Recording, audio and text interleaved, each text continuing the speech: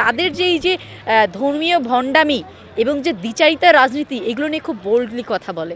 তারা কিন্তু আমাদেরকে দমাইতে চায় গালিগালাজ করে। এই যে জামাতের এগেনস্টে তাদের এই বক্তব্যগুলো এগেনস্টে বা তাদের এই যে আপত্তিকর কাজকর্ম এগুলোর বিরুদ্ধে কথা বলার জন্য কিন্তু আমাদের প্রতিনিয়ত ব্যাপক সাইবার বুলিংয়ের শিকার হতে হচ্ছে।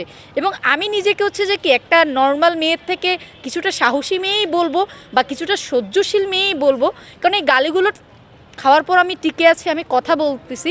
কিন্তু সত্যি কথা বলতে এই রিসেন্ট সময়ে এত বেশি আমি গালি শুনেছি যে আসলে আমি নিজেও খুব ডিস্টার্ব, যে এত ভয়াবহ সব গালি।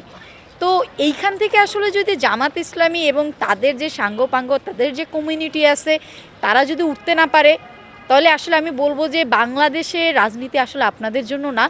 এবং সেই জামাতে ইসলামেরই সন্তান শিবির এবং সেই শিবির নিয়ন্ত্রিত ডাকসু, আমরা সেই ডাকসুর ভিপিকেও কিন্তু তার বিশ্ববিদ্যালয়ের স্টুডেন্টকে, তার বিশ্ববিদ্যালয়কে যখন মদের আড্ডাখানা বেশ্যাখানা বলা হয়, তাকে কিন্তু আসলে চিরনিদ্রায় শায়িতই দেখা যায়। তো এটা আমাদের জন্য খুবই দুঃখজনক যে আসলে, এবং এটা আরও দুঃখজনক যে কিন্তু নারীরা কিন্তু এই সাদিক কায়েমকে ব্যাপকভাবে ভোট দিয়েছে। তো আমি জানি না আসলে নারীরা রিগ্রেট করে কিনা বা সামনে আসলে আমরা কি দেখব সেটা হয়তো সময় বলে দেবে। তবে আমি তাদেরকে বলবো এই দ্বিচারিতার রাজনীতি পরিহার করেন এবং সত্যর পথে আসেন।